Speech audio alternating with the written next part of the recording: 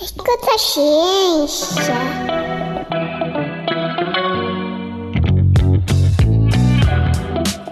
Olá, ouvinte! Eu sou Letícia Sarturi e nesse episódio estamos com duas convidadas especiais para falar de um tema que não é da nossa área, mas sendo sobre ciência, a gente fala. É isso aí. Olá, pessoal, eu sou o Júlio Ponce e hoje nós vamos falar sobre paleontologia, que vai além do cinema, além do Jurassic World, além do Parque dos Dinossauros, além do Barney, o dinossauro.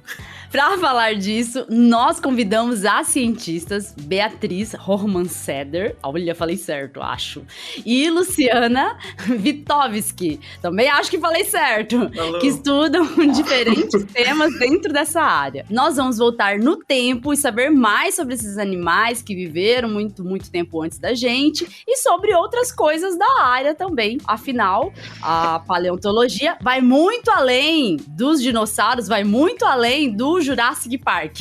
Olha, nem vou apresentar vocês, porque acho melhor cada uma contar pro ouvinte sobre a sua formação e área de estudo. Sejam muito bem-vindas ao Escuta a Ciência. Muito obrigada. Vai, Lu. Achei que fosse a Bia antes, então tá bom. Meu nome é Luciana Witkowski, então, né? Eu sou bióloga formada pela Federal do Paraná. Me formei lá em 2003, acho que muita gente não estava nem nascida. Então, e aí eu já fui direto para o mestrado. Fui para a Universidade de São Paulo. Fiz iniciação científica com anatomia vegetal, trabalhando com restos arqueológicos vegetais, que eu adorava, né? E aí fui para São Paulo, cheguei lá, eu achava que eu fosse estudar material fóssil também. Pensei que fosse, né? Ou arqueológico ou fóssil. No fim, não. Tive que trabalhar com... porque eu já estava gostando de morar fora de casa, né? Aí eu trabalhei com anatomia de palmeiras, só pra assim, já que não dá o que eu quero, então que seja, né? Pra ter um diploma de mestrado e continuar a vida. Aí eu fiquei muito infeliz no negócio e joguei tudo pra cima e fui pro Rio de Janeiro fazer um doutorado em geologia na área de paleonto, né? Então meu doutorado é em geociências. Muita gente na época, né? Meu Deus, você é doida. Você vai... Não, eu quero trabalhar com fósseis vegetais. Não tô nem aí. E depois, se você não tiver emprego, vou vender coco na praia, vou fazer miçanga, qualquer coisa. E aí eu fiz, né, o doutorado. Trabalhei com madeira do Cretáceo, da Antártica. E aí, terminei o doutorado em 2012, quando foi 2015, eu já tinha passado no concurso de professora do museu e assumi como professora de paleobotânica do Museu Nacional. E aí de lá pra cá, né, uma luta, mas aí depois a gente conta. Então foi isso, a minha vida foi tortuosa, né, porque eu comecei com material vegetal antigo, arqueológico, voltei aí só pra material, mas é igual material atual, né. Aí fiquei no material atual, não gostei, e aí joguei tudo pro alto mesmo. E é isso, senão eu vou ficar repetindo isso redundantemente 3 horas, então chega, tá? Foi isso. E você, Beatriz?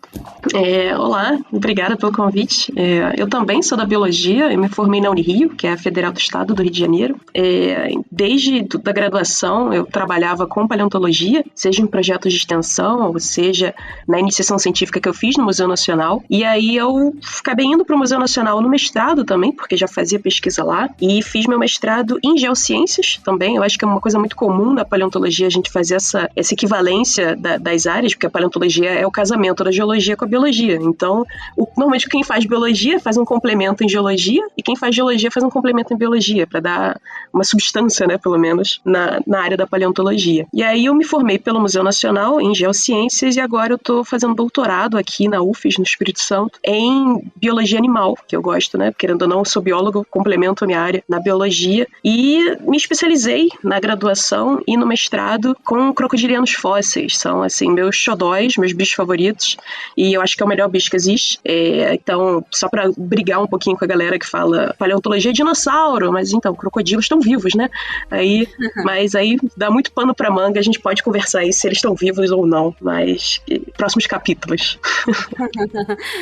Nossa, que legal, né? Assim, crocodilos estão vivos, tem muita gente fazendo com que os crocodilos possam ser um símbolo de vacinação, inclusive, na verdade, jacarés, né? Eu adorei isso, nunca vi tanto crocodilo na timeline das redes sociais, foi fantástico.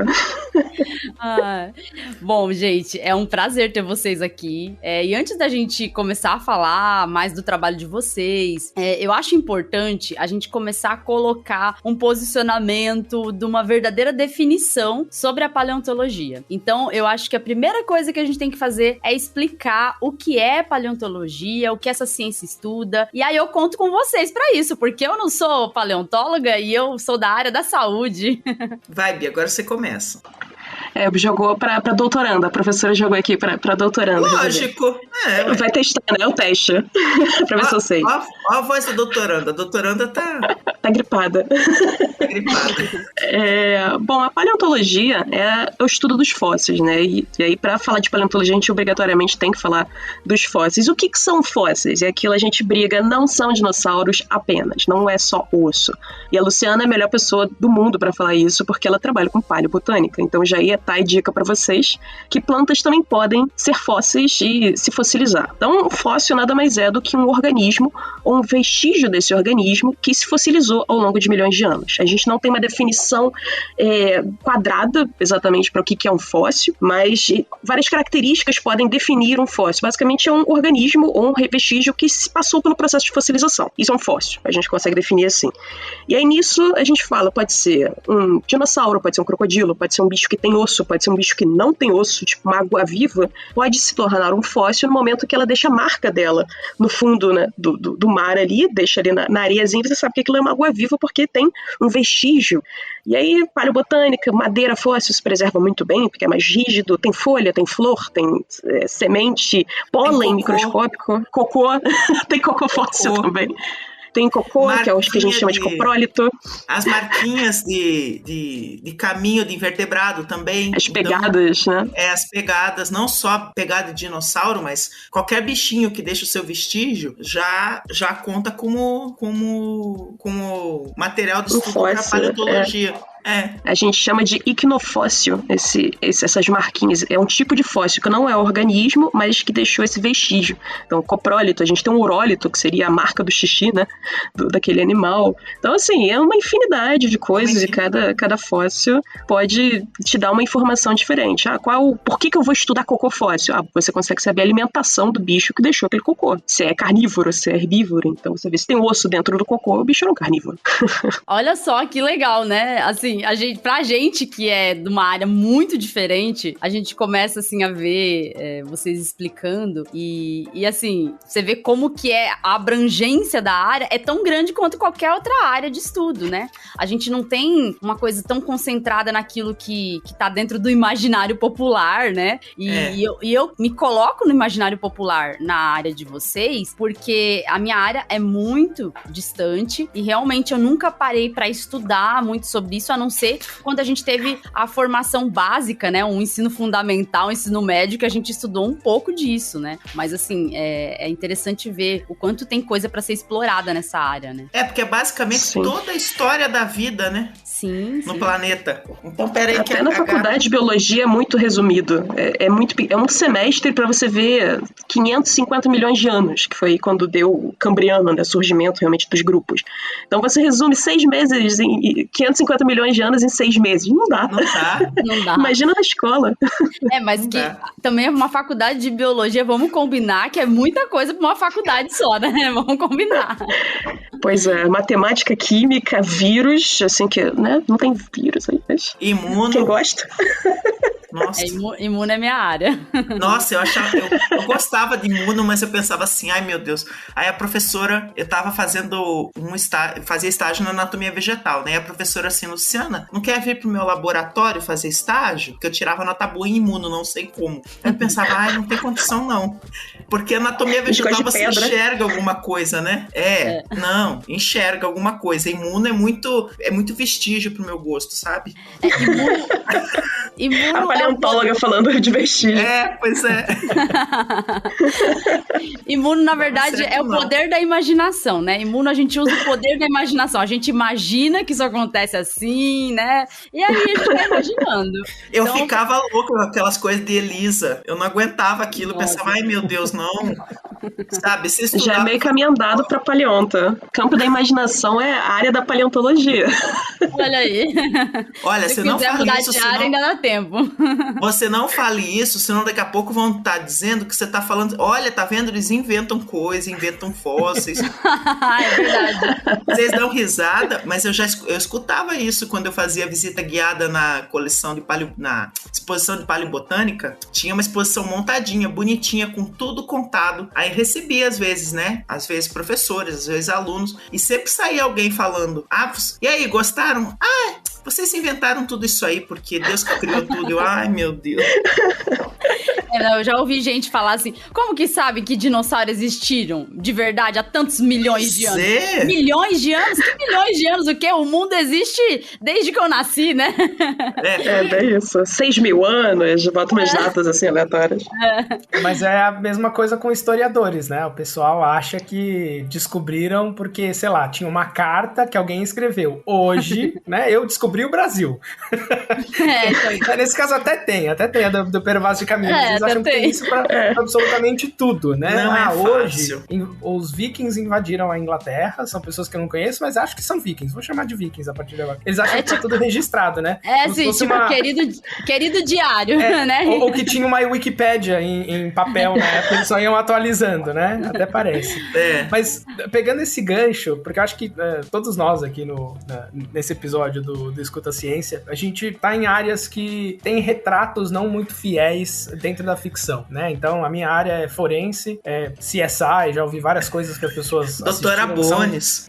Que são os maiores absurdos. A Letícia sabe de Imuno, que as pessoas às vezes leram uma coisa no jornal e enfim, já pensam uma coisa completamente maluca. Eu vou comer esse alimento porque ele aumenta a minha imunidade, né? Como se o alimento tivesse corpos específicos para alguma coisa. No caso de vocês, a gente tem, né, essas franquias de dinossauros que retratam aí alguns com maior fidelidade, outros não se preocupam tanto com isso, mas já ficou bem claro que a paleontologia não é só estudo dos dinossauros. Então a gente queria que vocês explicassem um pouquinho qual que é a área específica que vocês estudam, exatamente qual dessa diversidade gigantesca de fósseis que vocês explicaram que existem pra gente estudar, qual exatamente é o que mais interessa a vocês e que vocês seguem como linha de pesquisa. Bom, então agora eu começo, Beatriz.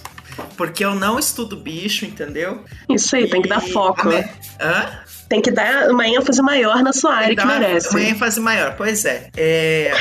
No fim, eu, pela minha formação, né, a minha formação em botânica ficou muito ampla, em anatomia vegetal e morfologia. Então, primeiramente, eu sou aquela criatura assim, se alguém tiver algum órgão vegetal que queira identificar, seja atual ou fóssil, pode me chamar que eu vou identificar para vocês, entendeu? Mas a minha especialidade mesmo é madeira, e aí, por conta dessa formação tão ampla, madeira em qualquer período do tempo geológico também, né? Eu nunca trabalhei, de fato, com madeiras do Paleozoico, por exemplo, mas eu trabalhei com Mesozoico, né? Então, Paleozoico seria, assim, aquele desafio, assim, que eu tô só esperando para botar o pé, porque eu já estudei e tal, já vi que elas são bem diferentes das madeiras do Mesozoico, das atuais, mas o meu negócio, assim, que me puxa mesmo, assim, pelo coração é madeira fóssil, né?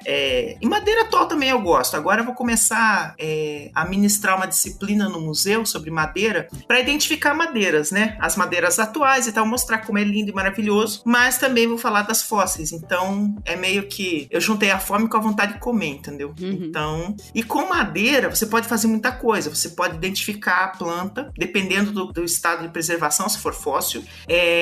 Se for atual, é mais fácil, lógico. Você pode fazer inferências paleoclimáticas e paleoambientais quando a gente trabalha com fósseis. Das atuais, a identificação de madeira serve muito também para rastreamento desmatamento de áreas degradadas por madeiras exploradas, entende? Ou por carvoarias, ou por madeireiros. E é por aí. E sem contar que é lindo e maravilhoso, né? Então, eu gosto muito. Bem legal mesmo.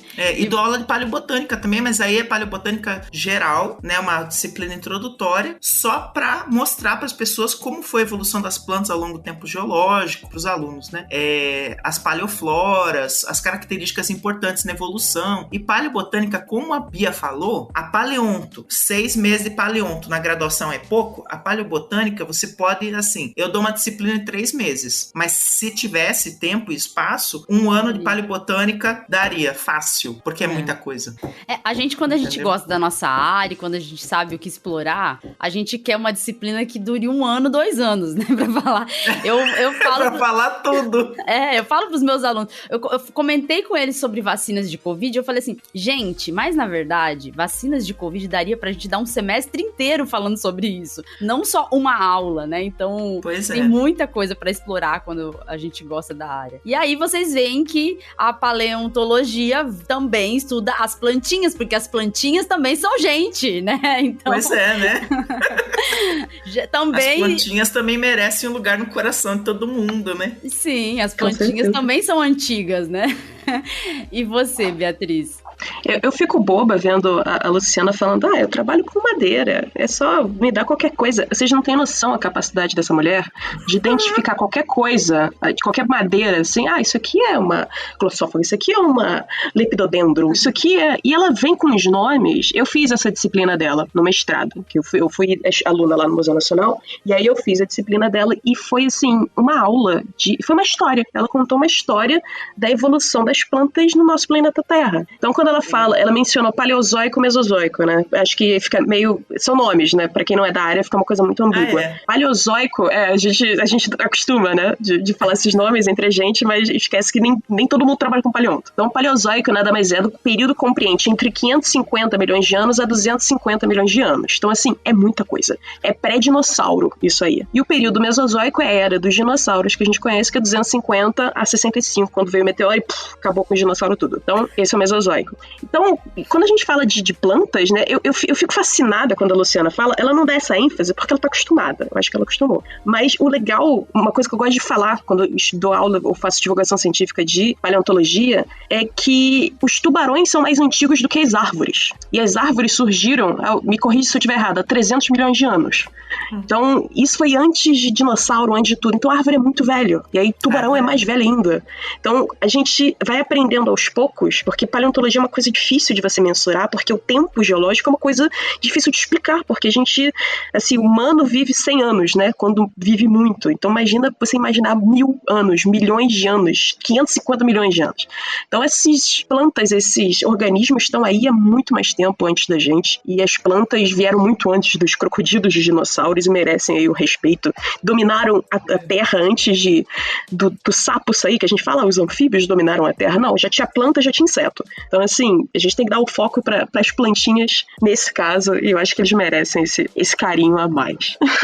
Outra coisa interessante, né, que vocês já até comentaram aí, falaram bastante sobre museu, a gente ouviu falar, mas é interessante falar da importância dos museus, né, como o Museu Nacional para os estudos na área de vocês, e não só nisso, né. Eu ouvi histórias recentemente no encontro de divulgação científica de alguns cientistas que viveram a tragédia do incêndio lá no Museu Nacional e relataram pra mim ali no almoço de maneira muito triste, assim, eu percebi muita tristeza nesses relatos e realmente é um processo muito triste o que aconteceu e ainda mais porque isso é um reflexo da falta de investimento público, não só em manutenção, mas o investimento em ciência, a gente sabe que no Brasil foi só caindo, né? E essa tragédia era uma tragédia anunciada. E eu queria que vocês contassem qual a história de vocês com o Museu Nacional ou com algum outro museu que vocês tenham vivido aí ao longo da formação e experiência acadêmica de vocês. Conta pra gente, então. Quem? Eu? Tá, eu. Então eu começo, porque a Beatriz agora resolveu que ela não vai obedecer a ordem alfabética. Então... Não, tô brincando. Que absurdo.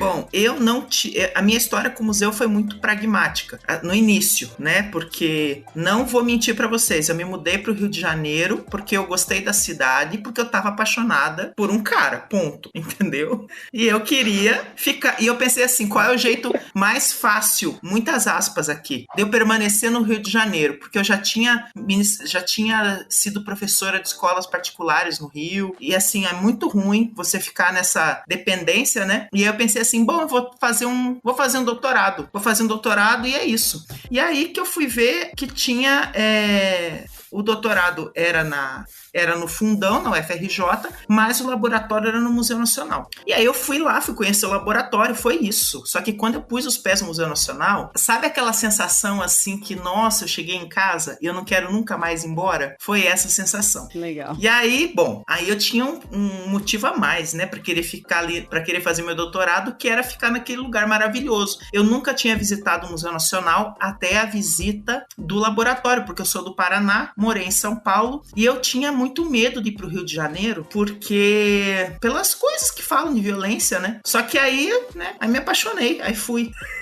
Lógico que o cara não deu certo, óbvio, aí vira a página. E aí o cara não deu certo e o que me fez querer ficar no Rio de Janeiro foi o Museu Nacional, entende? Então aí eu fiz meu doutorado no laboratório ali e tal. Gostava muito porque ali eu tinha a chance de desenvolver o lado de divulgação científica e extensão que eu adoro. Então quando eu ainda estava no doutorado, eu já tinha bolado escrevi o texto e bolei junto com o pessoal do laboratório que eu tava onde eu estudava, a primeira peça sobre a evolução das plantas. A gente até apresentou no Congresso de Divulgação Científica que teve lá em São Carlos, acho que foi o primeiro, e aí a gente já tava com o pôster lá da peça, e foi muito legal, porque a gente fez todo o figurino. Então, pra mim, trabalhar no museu, quando abriu o concurso, era assim, eu vou tentar esse concurso, até porque eu não tinha mais dinheiro nenhum, nem pra comprar roupa pro concurso, minha mãe que teve que comprar, porque eu tava pobre de tudo, e eu pensei assim, bom, se eu não passar nesse concurso, eu não presto mais concurso nenhum para Palion. Esse vai ser o primeiro e último. Se não for isso, eu vou voltar para Curitiba, vou trabalhar em colégio lá. Eu tinha enfiado isso na cabeça, porque eu pensei, se não for para trabalhar no Museu Nacional, não quero. Mas não é porque era um museu, é porque eu sabia que a instituição, assim, você vê, né, Museu Nacional, as pessoas ficam pensando, nossa, que bacana, você vai ser, o teu nome vai aparecer mais se você estiver ligado ao Museu Nacional. Mas para quem frequentava o Museu Nacional, sabia de todas as dificuldades da instituição. E eu pensava assim, eu quero entrar para trabalhar o máximo para levantar o museu. Porque é aquela coisa assim, ninguém fala, ninguém comenta porque não gostam de comentar. Mas o Museu Nacional, ele recebia muitas escolas públicas do Rio de Janeiro, muitas pessoas de São Cristóvão, mas ele não estava na rota turística e ele foi caindo meio que em um apagamento do imaginário das pessoas. Então, para vocês terem uma ideia, quando veio a Copa para o Brasil, veio aquela esperança, meu Deus do céu, vão reformar o complexo do Maracanã, com certeza. O Museu Nacional vai estar contemplado com alguma coisa, né? Só que não. Do lado do Maracanã, não foi contemplado. Então isso já foi aquele balde assim de água fria, porque se pensar, meu Deus, a gente pensava, né? Se agora que vem a Copa do Mundo aqui pro lado, do ladinho, e não vai reverter pro museu em obra, em nada. Mas aí foi até a gestão da professora Cláudia Carvalho, que era diretora, e eles conseguiram um projetão do BNDES. Um projetão maravilhoso.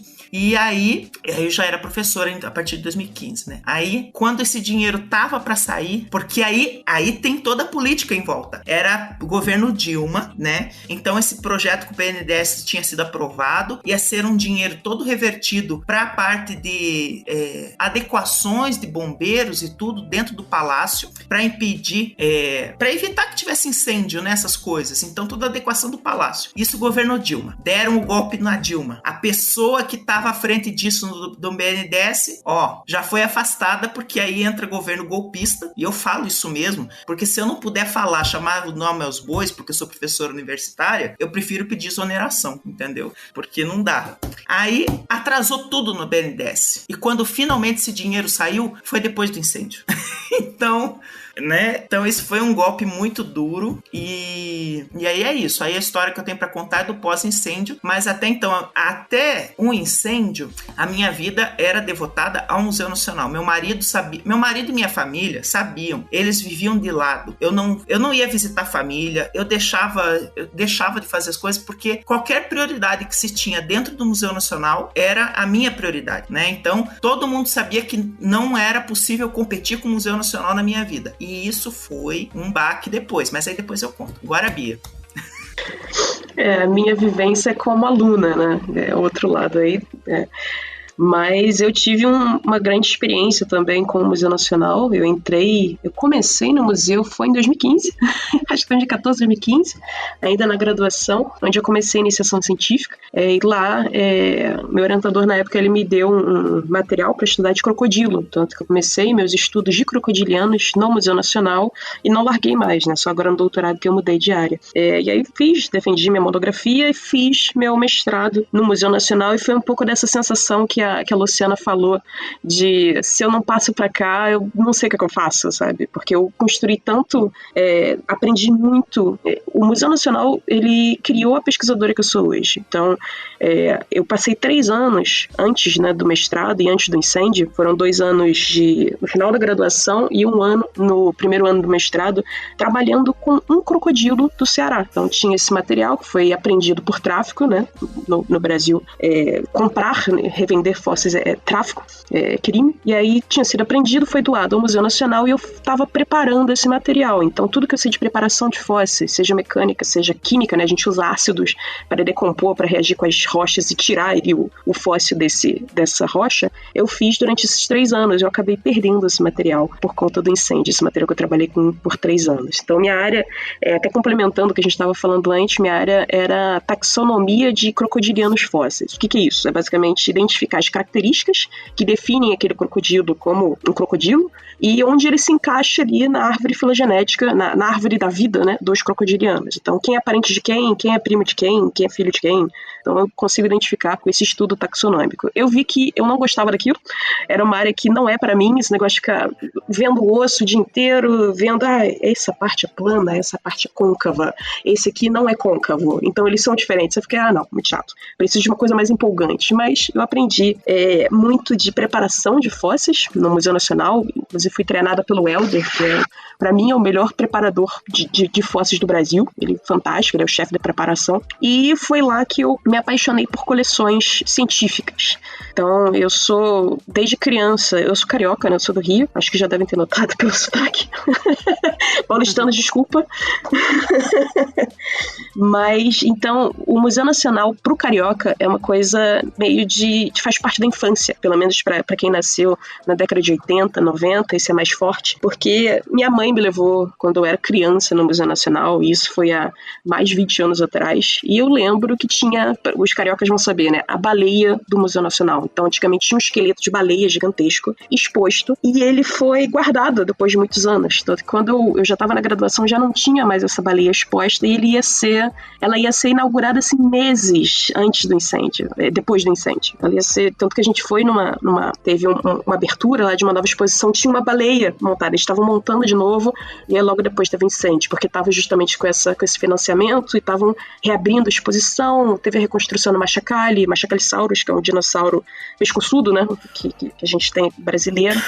E, bom, e aí trabalhar no Museu Nacional era aquela coisa de você entrar e você se sentir parte daquilo, você se sentir não só ajudando, né, na ciência, né, como qualquer acadêmico, pós-graduando, professor, o que for, mas também na questão histórica, social, porque a gente participava muito dos aniversários do Museu Nacional. Todo ano tinha um aniversário do Museu Nacional, início de junho, que é dia 6 de junho, a data do Museu Nacional, do aniversário, e aí a gente abria barraquinhas na frente do museu, então fazia visitações com o público, e vinha gente de tudo quanto é tipo, de tudo quanto é lugar do Rio de Janeiro. Então a gente tem ali uma estação de trem, inclusive vinha muita gente das periferias do Rio de Janeiro, e a gente recebia um monte de criança que nunca tinha visto dinossauro. Dinossauro!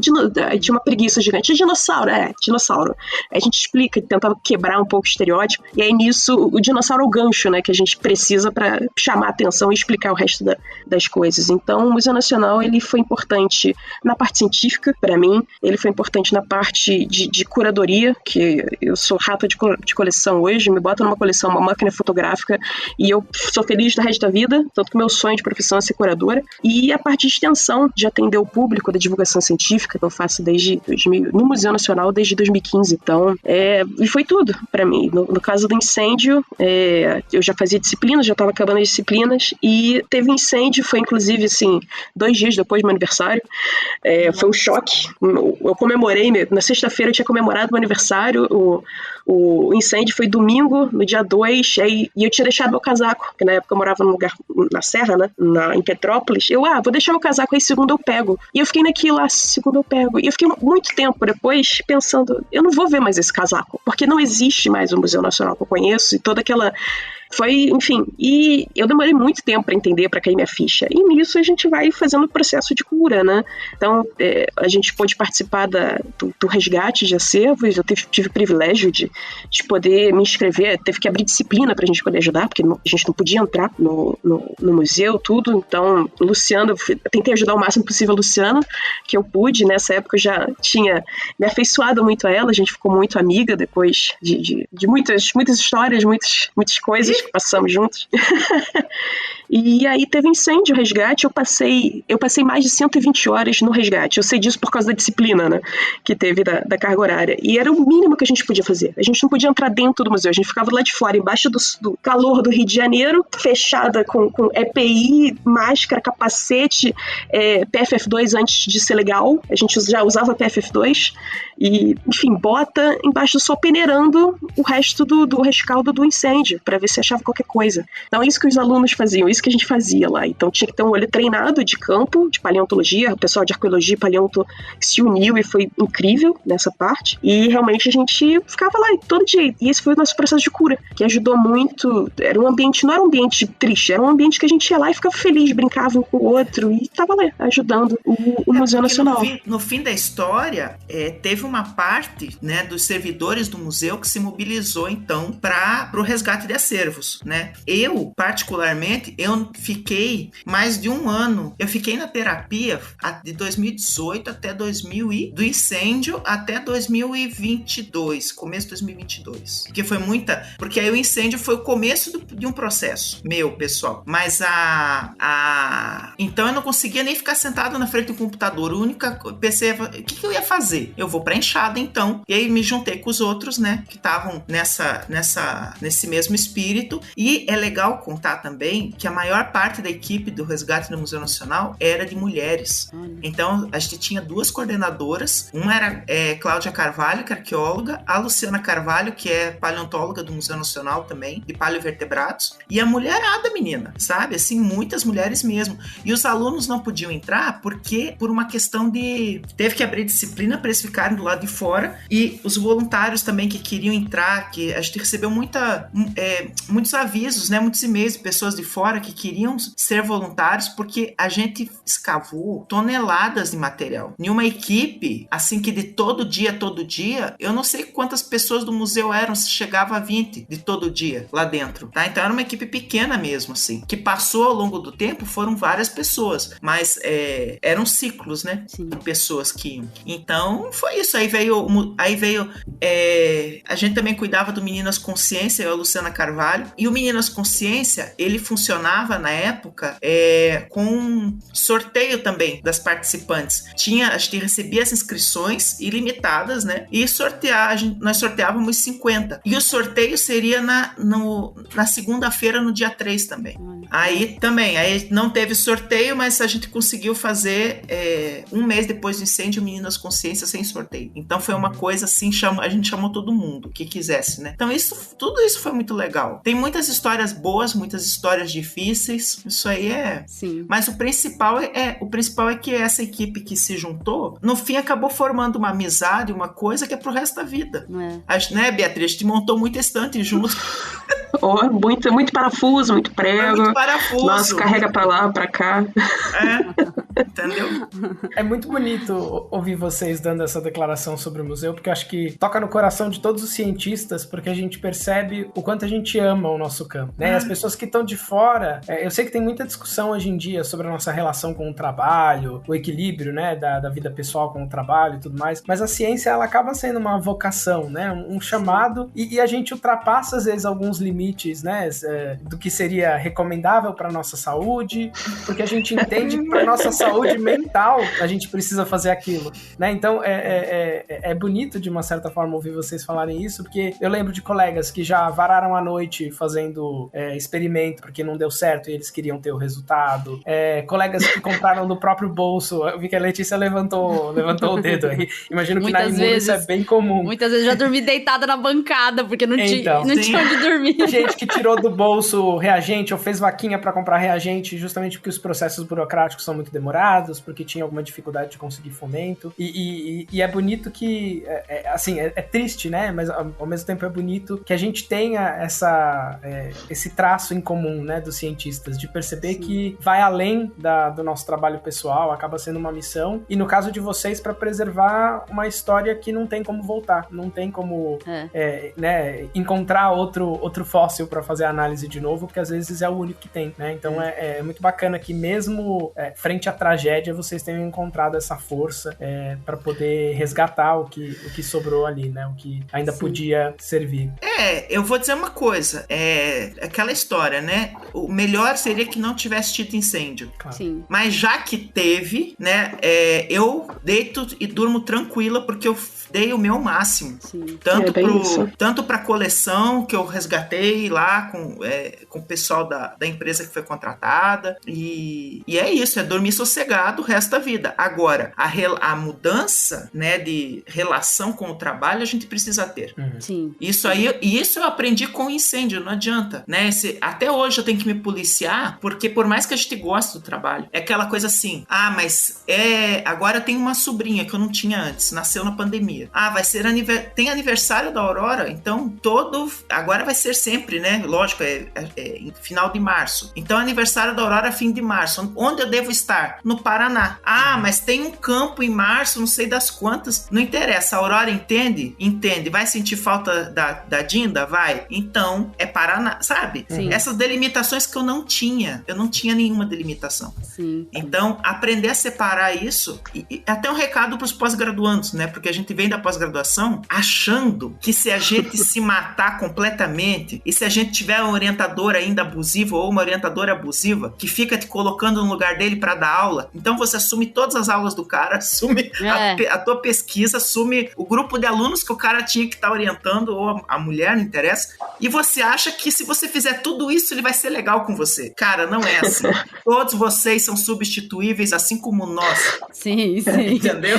Então, ainda bem que a Luciana, ela virou o assunto. Eu já tava quase chorando, assim, eu fiquei emotiva mesmo, mas eu acho que porque eu tô na TPM, quando eu fico na TPM eu fico muito emotiva, assim, vocês estavam me fazendo chorar já, aí a Luciana reverteu a minha emoção para o nível de indignação, agora eu fiquei putaça com a relação com o trabalho. Muito bom. Muito bom pra continuar essa conversa, né? Não pode, porque vamos gravar um dia um episódio só sobre essa relação do trabalho dos cientistas, né? Que a gente às vezes não sabe por limite, separar, né? Por limite. Isso é uma coisa que eu até como aluna também, eu espelho em mim, porque assim, a Luciana tem um viés de professora, relação, né, contratada da instituição, mas eu até tenho uma amiga professora, Aline Guilard, né, do Rio Grande do Norte, ela até fala, Bia, você mudou depois do incêndio do Museu Nacional, e realmente é uma coisa que mexe com a gente. Hoje em dia, fim de semana, pezinho pra cima, controle de videogame na mão, e não tem mais essa, porque pode vir um incêndio, e você perde seu trabalho. Eu perdi 3 anos de trabalho por causa do incêndio do Museu. E assim, era um exemplar, era um fóssil de crocodilo. E, sabe, a relação do museu é essa. Eu tava lá e eu mesmo não achei nenhum fóssil, mas eu achei vários pontos de lança da galera de arqueologia, da galera e eu comemorava todas as lanças, pontos de lança que eu achava como se, nossa, que incrível, meu Deus, a descoberta. Mas aquilo, você achou uma coisa. Mas eu perdi uma coisa, que eu demorei 3 anos pra estudar. Então, aquela coleção de lanças ali, eu achei umas 3, 4 pontas de lança, um passarinho de cerâmica, um potinho, uma tacinha, vaso. Cada coisa ali é uma pesquisa, é uma nota, é um artigo científico, é uma coisa que pode mudar, uma pergunta naquela área. Então, essa relação... Pode falar, Lu. Não, é porque aí eu quero contar também uma história que não tem nada a ver. Quer dizer, tem um pouco. Mas é a história do São Jorge. Ah, meu Deus. Sabem? A história do São Jorge... Essa história é ótima. Essa história é boa. Porque eu sempre fui uma pessoa... Eu acredito... Eu não sei se no que eu acredito, sabe? Ou se a minha crença é um grande placebo na minha cabeça. Mas que funciona muito bem pra me impulsionar, entende? Então eu rezo. Eu rezo pra todos os santos possíveis e imagináveis, até quem não é santo, tipo Darwin, entendeu? Então eu rezo também. Aí o que aconteceu? Quando eu cheguei no Museu Nacional pra professora, eu pensei assim, eu preciso ter um estandarte de São Jorge benzido contra olho gordo, porque eu acho que precisa, né? Fiz um estandarte, costurei, mandei benzer, e tava lá na minha sala. Veio o incêndio, e no dia 2 que tava rolando lá o incêndio, meu marido me levou lá pro museu. Cheguei lá, uma professora amiga minha: Luciana, a tua sala foi a última sala a pegar fogo, a tua salinha. Eu falei, nossa, foi São Jorge que tava segurando, mas o coitado não aguentou. E ela trabalha com santos, ela trabalha com festividades religiosas, inclusive, e com essa importância dos santos. Ela falou assim, olha, você vai achar o teu São Jorge porque ele é santo de milagre. E eu enfiei na cabeça assim, bom, se eu encontrar o São Jorge de pano, que é de pano, eu vou encontrar os principais fósseis da paleobotânica, inclusive o Psaronis, que foi o primeiro fóssil descrito, né, vegetal pro Brasil, enfim. E aí passou o tempo, eu fui na minha salinha, não achei nada. Um belo dia só achei os carvõezinhos do bambu onde ele ficava. Um belo dia em novembro, comecinho de novembro, passou finados, eu já tinha, né, porque a cabeça de religioso funciona assim, passou finados.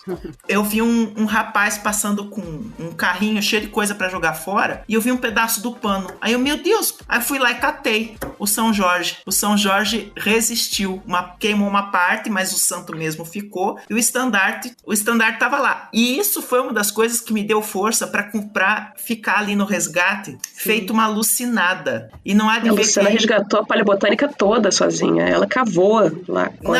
Mas a toda foi menos de... A recuperação, acho que não chega a 5%, né? Então, mas o que sobrou, e inclusive o Psaronis, que foi o primeiro fóssil descrito, foi salvo. Então, que legal. Aí eu agradeço São Jorge também. Olha aí, São Jorge.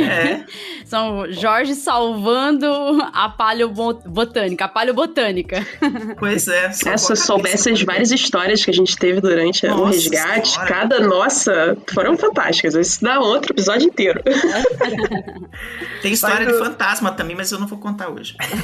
Essa a gente faz quando fizer o episódio especial de eventos paranormais. A gente cuida Mas saindo desse final quase feliz, né? Ou parcialmente feliz aí do reencontro de São Jorge, nessa tragédia, para um assunto polêmico.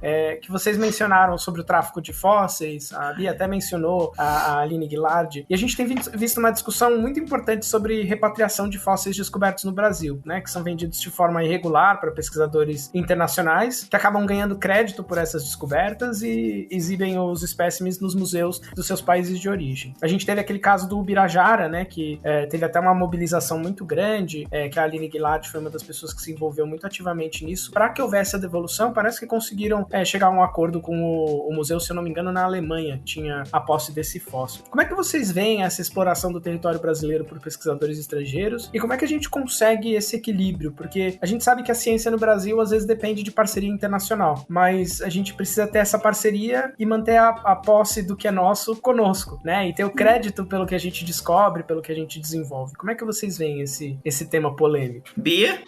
Eu começo. Começa, depois eu falo. Na paleontologia, assim como grande parte das ciências naturais, como todo, eu vou expandir para ciências naturais, a gente tem essa tanto origem quanto manutenção colonizadora, né? Isso é irrefutável. A gente foi colônia, teve que se desvincular, e então todas essas questões colonialistas, elas são enraizadas na nossa cultura. seja racismo, seja questão de roubo de espécimes fósseis, né? Vou puxar agora para atual. Então, é uma problemática muito maior do que apenas tráfico de fósseis. É uma coisa social, uma coisa atemporal, chega a ser. Então, uma coisa que a gente está lutando, o Birajara, ele é um símbolo, tipo uma espécie bandeira, né? O pessoal da biologia conhece esse termo, que é tipo, vamos proteger a mata, aí bota o mico-leão dourado ali para simbolizar, olha que bonitinho, então vamos proteger o ambiente que o mico-dourado vive. Então, é a mesma coisa que o Birajara. Ele não é o primeiro, ele nem vai ser o último, infelizmente, fóssil a ser traficado no Brasil. Eu espero que no Brasil seja o último, que a gente saiba, né? Mas, enfim, é querer muito. Então, a gente tem aí centenas, sei lá quanto, eu não tenho dimensão de quantos fósseis foram já traficados, foram levados para fora. A professora Aline, inclusive, tem um artigo que ela faz um levantamento dos holótipos. O holótipo, para quem não sabe, é tipo o primeiro bicho que foi descrito, bicho, planta, o que for, o primeiro organismo que dá o nome àquela espécie. Então, o holótipo do Birajara, o holótipo de, enfim, outros organismos, está na casa dos centenas. E ela fez só um levantamento dos paleovertebrados, se eu não me engano, agora, se não me falha a memória. Então, e um dos principais museus que recebe esses fósseis é um museu alemão, que é o de Karlsruhe, é o museu de história natural de lá, onde o Birajara está depositado. E isso tem museu japonês, que tem placas gigantescas de trilobitas e fósseis de pterossauros brasileiros. Bom, eles estão distribuídos nas outras colônias, né, nos imperialistas, né, nos países que acham que têm direito sobre o Brasil e acham que são melhores. E, assim, a gente sabe que não é assim que funciona. Hoje em dia, a gente sabe que pesquisador brasileiro é muito bem preparado, tanto que é cobiçado, inclusive, lá fora, porque a gente tira leite de pedra, assim, desculpa a piada, mas leite de pedra, né, muitas vezes. Eu, na graduação, fazia preparação de fósseis com aro de bicicleta pontado, porque a gente, no Museu Nacional, porque a gente não tinha ferramenta para pegar, sabe? Ou então não podia quebrar as ponteiras porque tinha que comprar fora. Então a gente consegue fazer as coisas sem precisar de um maquinário espetacular. E hoje em dia, pelo menos eu puxando um pouco para minha área de estudo, no doutorado eu trabalho com digitalização 3D de fósseis e biomecânica. Então eu brinco falando que eu trabalho com rebolado de réptil, porque eu quero saber como é que os répteis se locomoviam. Eu pego as tomografias, então a digitalização desses materiais, reconstruo no 3D, então tudo que eu preciso é um computador, e jogo num simulador para reconstruir os músculos, reconstruir essa locomoção e ver como esses bichos se movimentavam. Isso não é só uma pesquisa de locomoção de biomecânica, mas também é uma curadoria, né, uma preservação digital desses fósseis. Então, puxando de volta o Museu Nacional, a gente perdeu muito material, mas alguns fósseis, eu estou falando só da parte paleovertebrados, que é a parte que eu tenho conhecimento. Alguns fósseis, eles foram preservados digitalmente porque eles foram tomografados, eles foram fotografados em todos os ângulos, né, e reconstruir um modelo 3D onde ele pode ser estudado futuramente. Então, é uma forma de preservar esse material.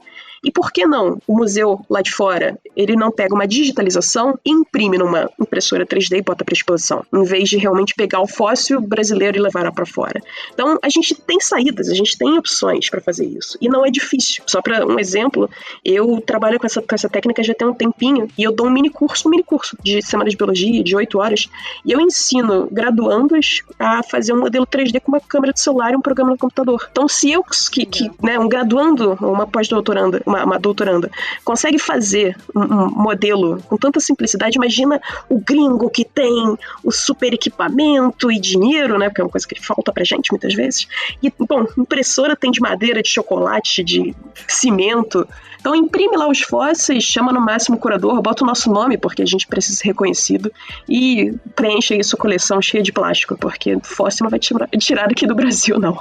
Sim. Isso aí, e só para lembrar também, né, que agora com essa campanha que a Aline puxou e que os outros paleontólogos, né, entraram e foi muito importante, vai ficar cada vez mais difícil, né, porque os próprios estudantes fazem a divulgação disso e vai ficar, eu acho que vai ficar cada vez mais difícil publicar trabalho com material traficado, né. Mas também é bom lembrar que quando a gente faz pesquisa dentro do Brasil também, é interessante não sair tirando os fósseis de um estado levando para o outro sem devolver nada para o estado original se ele não tiver uma coleção para depositar, né? Então é sempre importante manter essa cabeça de eu vou reverter alguma coisa em divulgação científica, em conhecimento para o local de onde ele está saindo, né? E nisso a gente já vê que tem projetos lindos. Agora que eu estou acompanhando o Twitter, agora que eu estou acompanhando ele vai acabar, enfim.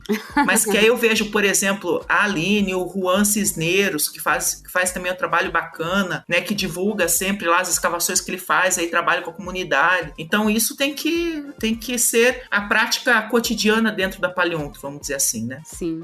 Acho que essa proximidade com a comunidade é importante, né? Porque a gente percebeu, por exemplo, na pandemia também o efeito das pessoas não estarem muito próximas à ciência, né? Que preferiram acreditar ou em pseudociência ou serem negacionistas mesmo. Então, eu acho que em todas as áreas essa proximidade é importante, ainda mais pra gente proteger também a ciência, né? Pra gente proteger o conhecimento científico de alguma forma de quem busca pegar, nesse caso, de roubar o conhecimento científico de outros pesquisadores ou até mesmo pra quem busca usar da pseudociência pra enganar as pessoas, né? Que é o que mais tem hoje em dia no Brasil, ultimamente, é charlatão, que surgiu aí na pandemia, né? Que ganhou espaço na pandemia.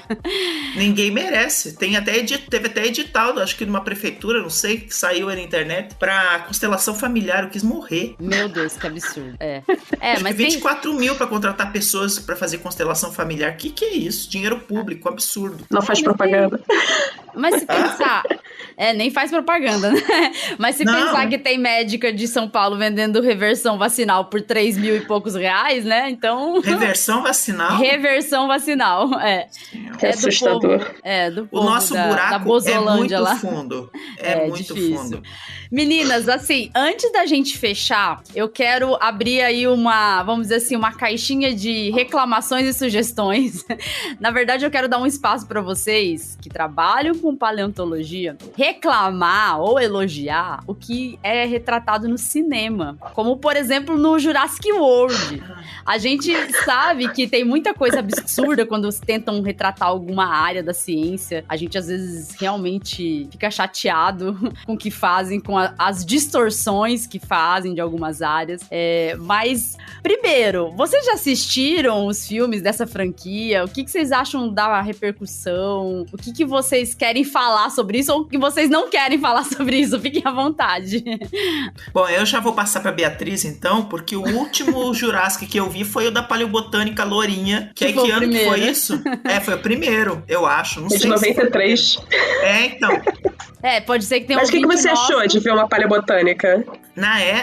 Bom, primeiro que eu nunca vi essas coisas na época. Sempre depois, quando saía já em videocassete, sabe? Porque lá em casa não era muito fácil. Então, eu acho que quando eu assisti esse filme, eu já tava na faculdade. E eu já tive um ataque, porque eu já gostava de paleobotânica. E, meu Deus, mas paleobotânica não é a pessoa que descobre se o dinossauro comeu planta venenosa e tá doente. Isso tá errado, entendeu? Então, na época, já tinha tido um ciricutico por isso. Mas eu gosto mais de ficção científica, porque aí não me dá nervoso, sabe? Aquela coisa assim, mas viagem no tempo, o paradoxo, dane-se, tá lá. Eu não costumo assistir nada de Jurassic. Aí é com a Beatriz só que pode falar das... Eu sou geração Jurassic Park, né? Eu sou criança da década de 90, então, tanto que eu me tornei paleontóloga. Eu tinha 2 sonhos quando era criança, ou ser paleontóloga, né? Ou ser chefe da Nintendo. A gente sabe qual que deu certo. Então, eu acabei crescendo com os filmes, sempre gostei de dinossauro. Meus amigos não podem escutar essa parte, tá? Eu gostava de dinossauro, crocodilos são muito mais legais. Mas ao longo dos anos eu fui acompanhando que, querendo ou não, você vê a sua profissão sendo representada, né? E aí quando a gente vai ver cultura pop em geral, assim, eu não tava aqui, mas antes do Jurassic Park, né, antes de 93, o que tava em alta era arqueologia, bombando com Indiana Jones, egiptologia, que era o auge, os museus, né? Todo mundo queria ver uma múmia, uau, uma múmia, que legal. E aí depois com Jurassic Park a gente teve esse boom por conta dos fósseis, né? Vamos para museus, vamos ver dinossauro. E aquilo que eu falei, eles são a porta de entrada para novas drogas. Então o dinossauro e crocodilo, tempo geológico, madeira fóssil, nossa! Então tem uma infinidade de coisas na paleontologia que Jurassic Park foi só oi criança, quer provar isso aqui? Nossa, perdição total. Oi, divertidíssimo.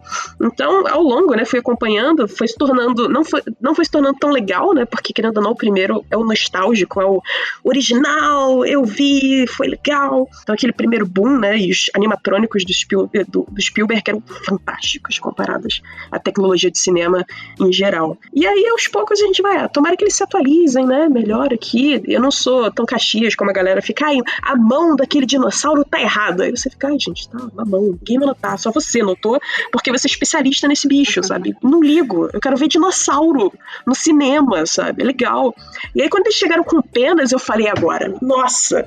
Então, assim, aos pouquinhos, a cultura pop, ela vai acompanhando a ciência, tem que dar o tempo dela, mas vai aparecendo, querendo ou não, poxa, dinossauro com pena. Eu tô feliz, mas ele começa a entrar no gelo, não sei o quê. Eu vi só o trailer desse último. Fiquei horrorizada no trailer um pouco, mas eu achei lindo o bicho ter pena, sabe? Já é um puta passo, desculpa, mas um baita passo pra gente da paleontologia ver esse bicho com pena e como ele realmente era representado. Porque, querendo ou não, né, se você come galinha, se você come frango, se você vê um pombo no meio da rua te olhando torto, é um dinossauro, porque eles são os descendentes desse grupo aí que foi extinto há 65, 66 milhões de anos atrás. E foi o que sobrou. Entendeu? Por isso que jacaré é mais legal, que pelo menos eles não tiveram os dentes, né? Bicho que morde. Jacarés tem muitos dentes, né? Imagina. Infinitos ainda. Mas assim, eu tenho medo de ganso, né? Querendo ou não. Quem não? Que nunca tomou uma carreira de ganso que não... Tem um parque aqui perto de casa que tem uns e eu sempre fico com medo de passar do lado, assim, sabe? Bom, gente, a gente vai, então, agora fechando o programa, mas antes de fechar, eu queria que vocês colocassem aí as redes sociais de vocês, divulgassem os trabalhos de vocês, para que o ouvinte possa seguir vocês também e acompanhar esse trabalho que eu tenho certeza que muitos ouvintes aqui podem ter até conhecido a área de vocês por meio desse episódio, porque assim, aqui a gente tá acostumado muito a falar de pandemia, da saúde, a gente até explora outras áreas, mas a nossa área acaba sendo a área mais explorada, então muitos ouvintes com certeza estão escutando isso pela primeira vez, então divulga aí como que podem acompanhar vocês nas redes sociais ou em qualquer outro meio que vocês queiram divulgar, fiquem à vontade. Então, rede social aberta, assim, eu só tô no Twitter, aberta, né, então é @Vitovski, é fácil, WITOVISK, mas o principal é o projeto Meninas Consciência, né? Então que tem Instagram, tem Twitter e tem Facebook. A Facebook agora, né, quase ninguém mais usa, mas é isso. O Twitter, como você falou, o Twitter agora que tá acabando, né? Eu entrei agora, a Beatriz me chamou e eu entrei, meu Deus, agora tá acabando, tem que ver pra que a gente vai.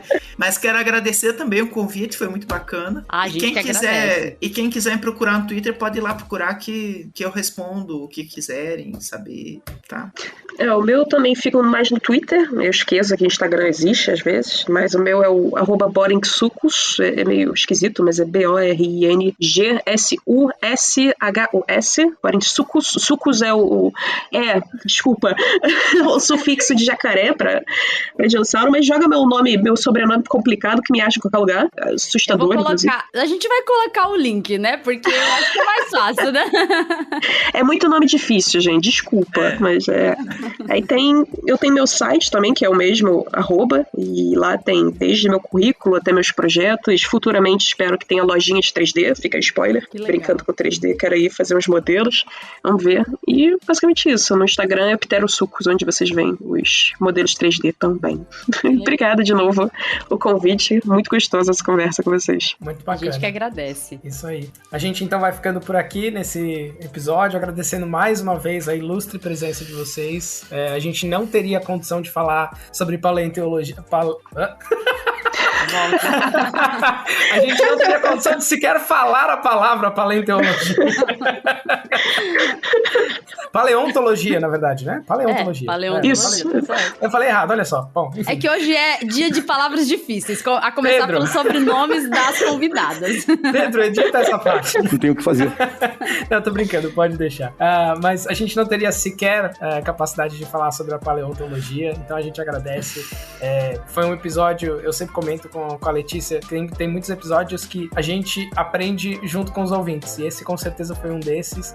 A gente fica muito grato por vocês terem aceitado o convite, terem tirado um tempinho para falar conosco e com nossos ouvintes, e a gente se despede por aqui. Então, ouvintes, continuem seguindo a gente, sigam nas redes, acompanhem por lá no Twitter, a gente vai colocar os arrobas das convidadas para vocês poderem seguir também, e escutem a ciência. Até o próximo episódio. Tchau, tchau. Tchau, tchau. Tchau, tchau. Tchau, obrigada.